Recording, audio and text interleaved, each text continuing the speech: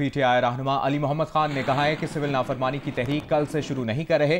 कल सानिया एपीएस और सबकूते ढाका की बरसी है। जियो न्यूज के प्रोग्राम नया पाकिस्तान में बात करते हुए उन्होंने कहा कि पीटीआई रहनुमा कल बानी पीटीआई से मुलाकात करेंगे। सिविल नाफरमानी के इशू पर बानी पीटीआई जो हिदायत देंगे उन पर मिनोआन अमल करेंगे। अगर बानी पीटीआई को लगा कि संजीदा और नतीजा खेज मुज़ाकरात हो रहे हैं तो वो सिविल नाफरमानी की कॉल मौखिर करने या ना करने का फैसला करेंगे। इमरान खान साहब के कल केसेस हैं, हमारी लीडरशिप वहां जाएगी, मैं भी जाऊंगा। खान साहब से फ्रेश डायरेक्शन जो भी उनकी आती है उस पे पार्टी वो मनो अमल करेगी। कल 16 दिसंबर है, मेरी पार्टी को ये स्ट्रॉन्ग रिकमेंडेशन होगी और पार्टी का ऐसा कोई इरादा भी नहीं है कि कल से कोई ऐसी तहरीक या कोई चीज लॉन्च हो, क्योंकि कल 16 दिसंबर आर्मी पब्लिक स्कूल के शोहदा का दिन है और पाकिस्तान का जो सुकूत ढाका जो एक बहुत बड़ा सानिया हुआ था, अल्लाह पाकिस्तान को ता क़यामत सलामत रखे। कभी भी ऐसा दिन फिर हम ना देखें। खान साहब का फैसला है, अगर उन्होंने ओपिनियन मांगा तो पार्टी लीडरशिप देगी। अब क्या तहरीक की इब्तिदा उन्होंने कब करनी है वो खान साहब की टेक है, वो खान साहब का फैसला है कि वो कौन सी तारीख देते हैं या नहीं देते। जहां तक हमारे एलआई अचकजई साहब की बात है कि थोड़ा सा मौखर करें, तो वो डिपेंड करता है शहजाद साहब कि अगर मुज़ाकरात शुरू होते हैं और कोई मीनिंगफुल डायलॉग होती है, अगर उसके रिजल्ट से इमरान खान साहब मुतमईन है। वज़ीर आला खैबर पख्तूनख्वा अली अमीन गंडापुर ने कहा है कि सिविल नाफरमानी की तहरीक का मामला अब तक वाज़े नहीं है, जब वाज़े हिदायत आएंगी तो फिर देखेंगे। पेशावर में पीटीआई के यौम शोहदा जलसे से कबल सीएम हाउस में गुफ्तगू करते हुए अली अमीन गंडापुर ने कहा कि सिविल नाफरमानी की कॉल उन्होंने नहीं, बानी पीटीआई ने दी है और उनके हुक्म पर इसकी रूह के मुताबिक अमल होगा। पार्टी की तरफ से खान साहब ने ही किया था ऐलान, और खान साहब का जो भी हुक्म है जाहिर बात है हमने उसको उसी स्पिरिट के साथ जो है आगे इम्प्लीमेंट करना होता है, लेकिन उसके ऊपर क्लैरिटी अभी तक नहीं आई है।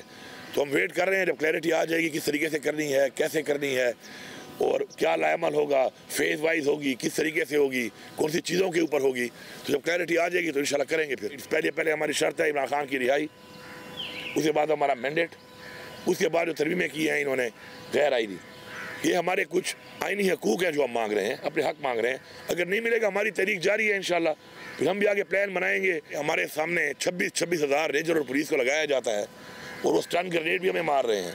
आंसू गैस तो अब एक गप बन गई है हमारे लिए, आंसू गैस तो हमारे लिए परफ्यूम बन गया है, होता है ना परफ्यूम बॉडी स्प्रे, हमें लगता है कि शायद वो है। अब हमें जान से भी मारा जा रहा है, अल्लाह ना करे, लेकिन हमारे मजीद लोग हमें दिए नहीं जा रहे, क्योंकि मैयतें हमें नहीं दी जा रही अब तक।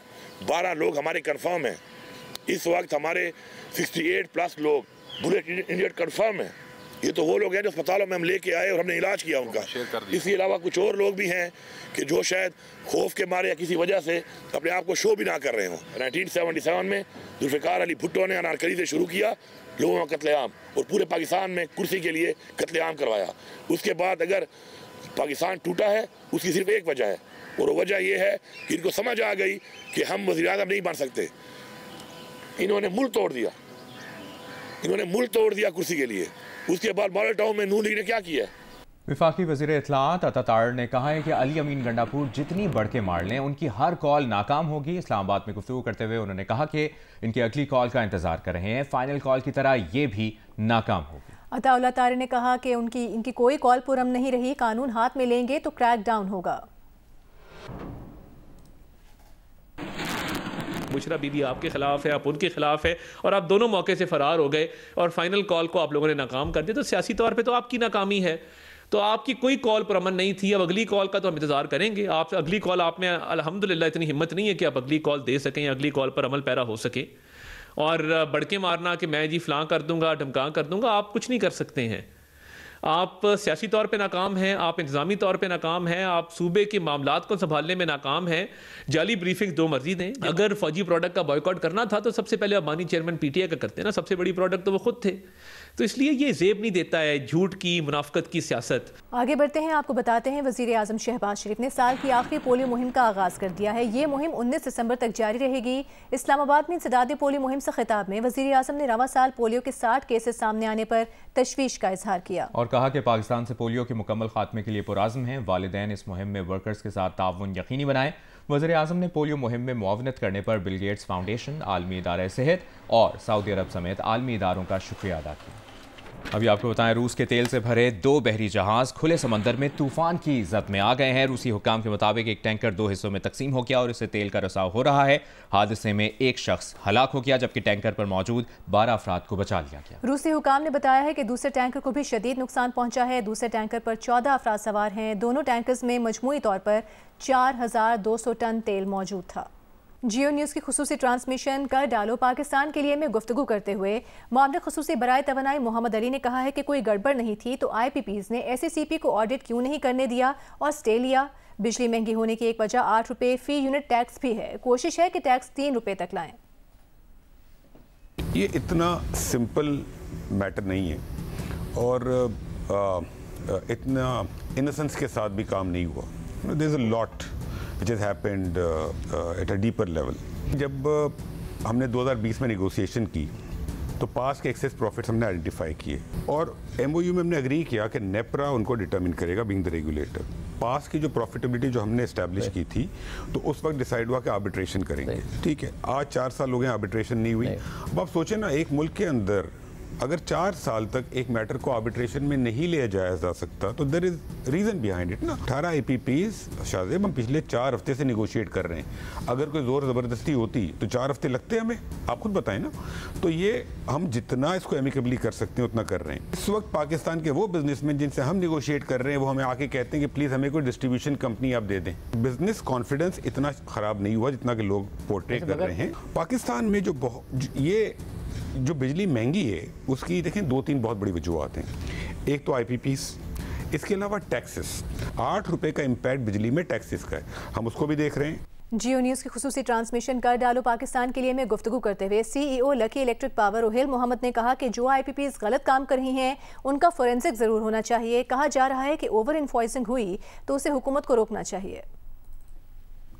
जो एक्सेस प्रॉफिट या जिसकी बात कर रहे हैं ना कि फॉरेंसिक, वो हो सकता है वो 5 प्लांट्स का स्पेसिफिक इशू हो, बट जनरली एज उन्होंने ख़ुद कहा कि हर इंडस्ट्री में कुछ होंगे जो लोग गलत काम करते होंगे ना, तो बेशक हमारा एटलीस्ट मौक़िफ़ ये है कि उनका ऑडिट करवाएं और उसके अंदर अगर कोई डिस्प्यूट है तो कॉन्ट्रैक्ट के अंदर डिस्प्यूट रेजोल्यूशन मैकेनिज्म मौजूद है। आप समझते हैं गलत काम किया, आपके पास ऑल द राइट है, आप आर्बिट्रेशन ले जाएँ। आप समझते हैं क्रिमिनल है, GIT बना दें, जो भी आप करना चाहें उसको कर लें। तो उसको मिक्स करना इज़ नॉट द इशू। उन्होंने 2015 में इंक्लूडिंग द चाइनीज़ जिन्होंने ऑप्ट किया था उसके लिए was based on an upfront tariff given by NEPRA. इसमें ऐसी कोई चीज़ नहीं कि इन्फ्लेट कर दी कॉस्ट। ये नहीं थी कि जी मैंने 100 रुपये की कॉस्ट थी, मैंने जाके 120 सबमिट की और उन्होंने ओके कर दिया। उन्होंने कहा जी ये टैरिफ है, आपने लेना है तो ले लें, अदरवाइज छोड़ दें। ठीक है ना। सो उसको कन्फ्यूज़ करना कि कोई ओवर इन्वॉइसिंग हुई है। इसी खुसूसी ट्रांसमिशन में माहिर मौशियात अम्मार हबीब ने तजवीज़ दी कि इजाफी बिजली की नीलामी करें, कहीं सनत लगाएं और इन्हें कम कीमत बिजली दें।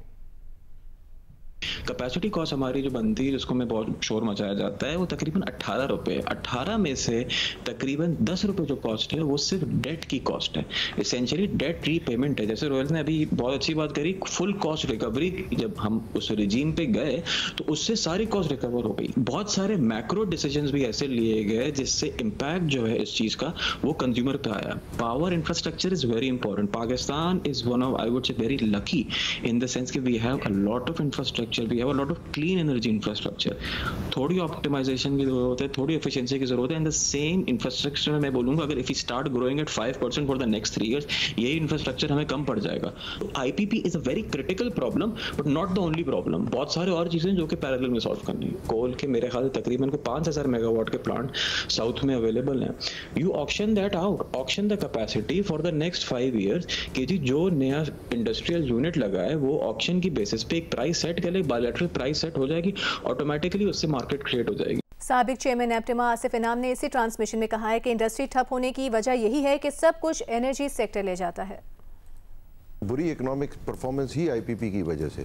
देखिए, जब आपकी बिजली का रेट जो है वो जब भी आपका रीजन में नेशनलाइज हुआ, चाहे 2-3 साल के लिए हुआ, आपने 8-9% इंडस्ट्रियल ग्रोथ, आप 2021-22 की इंडस्ट्रियल ग्रोथ देखें 28% आपकी LSM ग्रोथ थी। क्यों थी? Because your energy was competitive. और उस वक्त तकरीबन 2 साल का मजीद होराइजन बाकी था। जैसे ही आपने बिजली 16-18 की, आपकी इंडस्ट्रियल ग्रोथ -10 और -15 चली गई। आज ना आपके पास, जब कंज्यूमर जो है आपका पाकिस्तान का शहरी, वो गैस, बिजली और फूड के बाद उसके बाद बचता ही क्या है? आपकी पूरी इकोनॉमी ठप इसलिए हो गई है कि सब कुछ तो एनर्जी वाले ही ले जाते हैं। ये इसके अंदर मैं ये समझता हूँ कि जितने ये प्राइवेट सेक्टर के मेजर प्लांट लगे ये बने ही इल इंटेंट के साथ हैं। क्योंकि जब आप कोई सरमायाकारी करते हैं तो आप देखते हैं कि जी मैं एक प्रोडक्ट बना रहा हूँ, उसकी कितनी डिमांड होगी, उसकी कितनी प्रोजेक्शन होगी। गवर्नमेंट ने एक प्रोजेक्शन गलत की थी ना, आपकी अपनी प्रोजेक्शन भी होती है ना। अब आप मुझे बताएं कि आपकी प्रोजेक्शन आपको करने की ज़रूरत ही नहीं है। गवर्नमेंट ने कहा 140, आपने कहा यार 150 ही लिख दो ना, 2 प्लांट और लोगों के लग जाएंगे, ठीक है।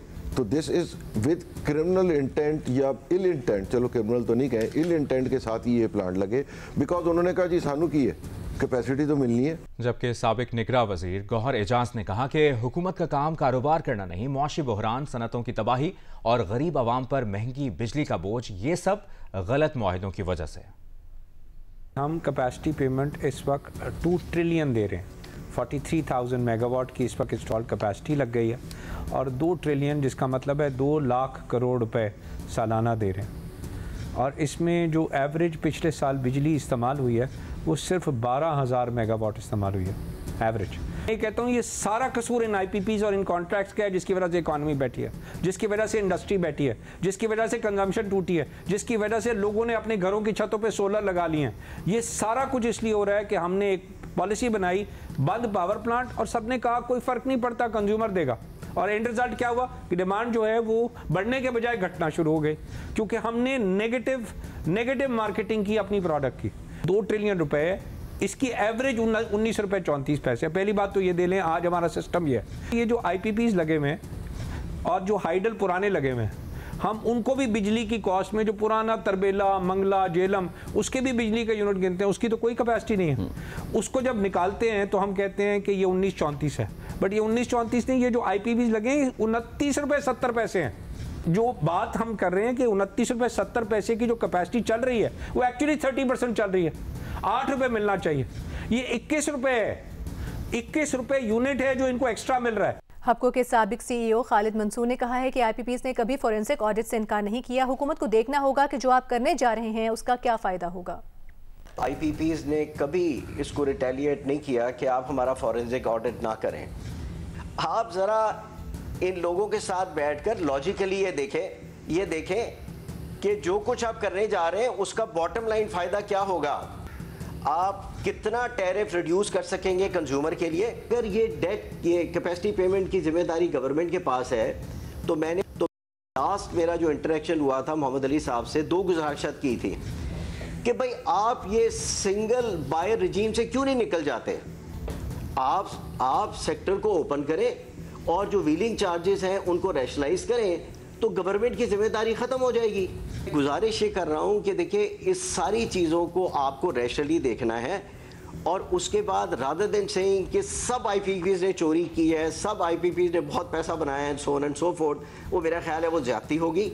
गवर्नर सिंध कामरान टिसोरी ने कहा है कि सेनेटर फैसल वाउटा जिस यूनिवर्सिटी से डॉक्टर बने हैं वहां से उन्होंने भी PhD की है। गवर्नर हाउस में 82 ज़रूरतमंदों और फुटबॉल खिलाड़ियों में इमदादी चेक तकसीम की तकरीब से खिताब में गवर्नर ने कहा कि अब तक मुस्तहिक अफराद को 4 करोड़ रुपए तकसीम किए जा चुके हैं। फैसल वाउटा जज्बाती खिलाड़ी हैं, कभी कभार ओन गोल कर देते हैं। फैसल वाडा भाई जो है वो हमारे भाई हैं, बहुत अच्छे खिलाड़ी हैं, जज्बाती खिलाड़ी हैं। कभी कभी ये भूल जाते हैं कौन सी साइड से खेलना है, तो उसके लिए उनको बिल्कुल इजाज़त है। मैं उनकी किसी बात का बुरा नहीं मानता, क्योंकि जो अच्छा खिलाड़ी हो, दिल का भी अच्छा हो, अगर वो कभी देखा ना आपने जज्बात में खिलाड़ी अपने ही गोलकीपर के पास गोल मार देता है और फिर एकदम से सर पे हाथ आता है कि यार ये क्या कर गया। तो फैसल वाडा भाई की किसी बात का ना मैं बुरा मानता हूँ ना किसी को मानना चाहिए। जिस यूनिवर्सिटी से फैसल वाडा साहब डॉक्टर बने हैं वहीं से हमने PhD और सर्जनशिप की है, बस छोड़ दें, यूनिवर्सिटी एक ही है। वज़ीर आला पंजाब मरीम नवाज 8 रोज़ा दौरा चीन मुकम्मल करके वतन वापसी के लिए रवाना हो गई हैं। एयरपोर्ट पर director foreign affairs miss Helen और दीगर आला हुकाम ने उन्हें रुख्सत किया।